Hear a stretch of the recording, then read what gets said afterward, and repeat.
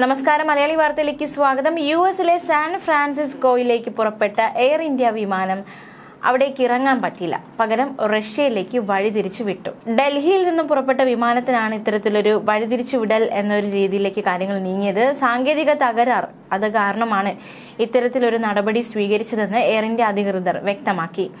വഴിതിരിച്ചുവിട്ടത് air ഇന്ത്യയുടെ AI-183 number വിമാനമാണ്. വിമാനം റഷ്യയിലെ ക്രാസ് നോയാർസ്ക് ഇന്റർനാഷണൽ എയർപോർട്ടിൽ അടിയന്തര ലാൻഡിംഗ് നടത്തിയെന്ന് കമ്പനി പിന്നീട് വ്യക്തമാക്കി. കാർഗോ ഏരിയയിൽ പ്രശ്നം കണ്ടെത്തി. ഇതിനെ തുടർന്നായിരുന്നു അടിയന്തര ലാൻഡിംഗ്.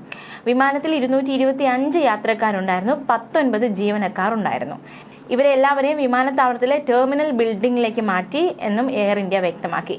എയർ ഇന്ത്യക്ക് ക്രാസ് നോയാർസ്ക് വിമാനത്താവളത്തിൽ സ്റ്റാഫുകളില്ല, അതുകൊണ്ട് യാത്രക്കാർക്ക് അവശ്യ സൗകര്യങ്ങൾ ഒരുക്കാൻ മറ്റൊരു കമ്പനിയെ ഏർപ്പെടുത്തുകയായിരുന്നു.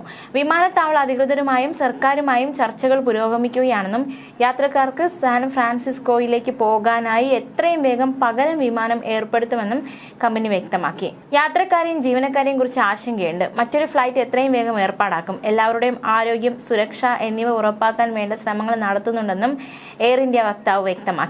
ക്രാസ് നോയാർസ്ക് വിമാനത്താവളത്തിൽ വിമാനം സുരക്ഷിതമായാണ് ലാൻഡ് ചെയ്തത്. യാത്രക്കാർക്കോ ജീവനക്കാർക്കോ പരിക്കുകളൊന്നും റിപ്പോർട്ട് ചെയ്തിട്ടില്ല. കഴിഞ്ഞ വർഷവും ഇതേ റൂട്ടിൽ എയർ ഇന്ത്യക്ക് വിമാനം വഴിതിരിച്ചു വിടേണ്ടി വന്ന സാഹചര്യം ഉണ്ടായിട്ടുണ്ട്. സാങ്കേതിക തകരാറ് കാരണം റഷ്യൻ നഗരമായ മാഗാദനിലേക്കാണ് സാൻ ഫ്രാൻസിസ്കോയിലേക്കുള്ള വിമാനം വഴിതിരിച്ചു വിട്ടത്. അന്ന് 216 യാത്രക്കാരും 16 ജീവനക്കാരുമായിരുന്നു വിമാനത്തിൽ ഉണ്ടായിരുന്നത്. പിന്നീട് ഇവരെ മറ്റൊരു വിമാനത്തിലാണ് സാൻ ഫ്രാൻസിസ്കോയിൽ എത്തിച്ചത്. അതേസമയം കഴിഞ്ഞ ദിവസം മറ്റൊരു സംഭവം ഉണ്ടായി. അതായത് കുവൈറ്റ് കണ്ണൂർ വിമാനം കൊച്ചിയിലേക്ക് വഴിതിരിച്ചു വിട്ടു. വിമാനത്താവള പ്രദേശത്ത് കനത്ത മഴയുണ്ടായിരുന്നു, അതുകൊണ്ടാണ് ഇത്തരത്തിലൊരു നീക്കം നടത്തിയത്. കണ്ണൂരിലെത്തിയ വിമാനം ലാൻഡ് ചെയ്യാൻ ഒന്നിൽ കൂടുതൽ തവണ ശ്രമം നടത്തിയിരുന്നു. പക്ഷേ മഴയും മഞ്ഞും കാരണം റൺവേയുടെ കാഴ്ച കുറഞ്ഞിരുന്നു, അതിനാൽ ഇത് സാധിച്ചില്ല. ലാൻഡിങ്ങിന് കഴിയാതിരുന്നതോടെ വിമാനം കൊച്ചിയിലേക്ക് വഴിതിരിച്ചു വിടുകയായിരുന്നു.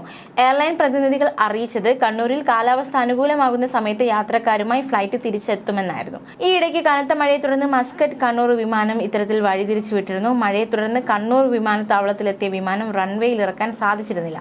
തിങ്കളാഴ്ച ഉച്ചയ്ക്ക് 2:40 എത്തിയ എയർ ഇന്ത്യ എക്സ്പ്രസ് വിമാനമായിരുന്നു ഇത്തരത്തിൽ വഴിതിരിച്ചു വിട്ടത്.